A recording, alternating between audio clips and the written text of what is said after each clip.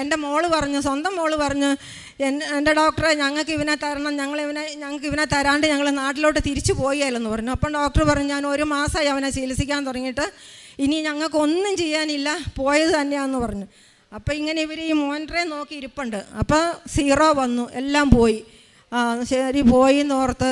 അപ്പോൾ എൻ്റെ സ്വന്തം മോൾ ഇവൻ്റെ കാല രണ്ടിലും പിടിച്ച് വലിച്ചേച്ച് പറഞ്ഞ്, ചേട്ടായി നീ പോകരുതടാ, നമ്മുടെ പപ്പയുടെ കൂടെ പോകരുത്, പപ്പ മരിച്ചു പോയി, പോകരുത്, നിൻ്റെ അമ്മയ്ക്കും കൊച്ചിനും ആരും ഇല്ലടാ, എഴുന്നേക്കടാന്ന് പറഞ്ഞു. ഇവൻ കാലെ പിടിച്ച് എൻ്റെ മോള് പിടിച്ച് വലിച്ചപ്പോൾ ഇവൻ മരിച്ചവൻ ഈ മൂടിൽ തുണി മാറ്റിയിട്ട് ഇവൻ 2 കൈയും കുത്തി ചാടി ഇങ്ങ് ഏറ്റു കഴിഞ്ഞപ്പം കൃപാസന ഉള്ള സംഭവമാണ് ഇത്, ഉണ്ടായ സംഭവം ഇത്. എൻ്റെ മക്കൾ കണ്ടുകൊണ്ട് നിൽക്കുക, ഭാര്യ ബോധം കെട്ട് വീണ്, സ്വന്തം മോള് കണ്ടുകൊണ്ട് നിൽക്കുക. അപ്പോൾ എന്നെ വിളിച്ചതെല്ലാം പറയുന്നുണ്ട്.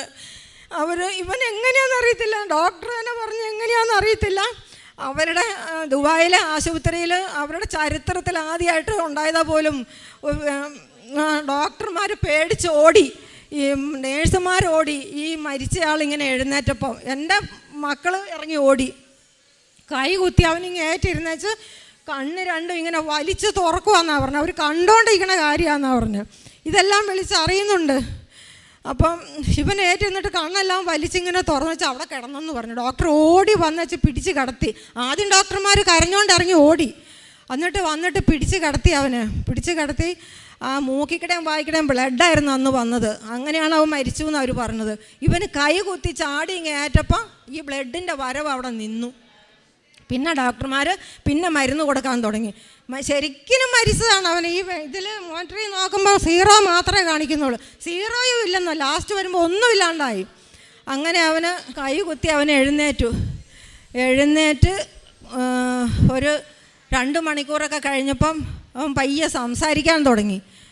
ഡോക്ടർക്ക് ഒരു അതിശയം എന്ന് പറഞ്ഞാൽ അന്നേരം പറഞ്ഞു, മോനെ നീ ദൈവത്തിൻ്റെ പുത്രനാന്ന്. അപ്പം ഭാര്യ ബോധം കെട്ട് കിടക്കുക. എന്നിട്ട് അവൾ കാണുന്നുണ്ട് കൃപാസന മാതാവ് ഇവൻ്റെ അടുത്ത് വന്ന് നിൽപ്പുണ്ട്, ഈശോയും വന്ന് നിൽപ്പുണ്ട്. എൻ്റെ ഇച്ചായനെ തുടരണേ മാതാവേ, എൻ്റെ ഇച്ചായനെ തുടരണേ എന്ന് പറഞ്ഞു. ഇവൾ വലിയ ബൈക്കാറിയെന്ന് പറഞ്ഞു. മാതാവ് അവനെ ശരിക്കും തൊട്ട് എഴുന്നേൽപ്പിച്ചതാണ് അവൻ, അല്ലെങ്കിൽ അവൻ ഇന്നുണ്ടാകുകയില്ല.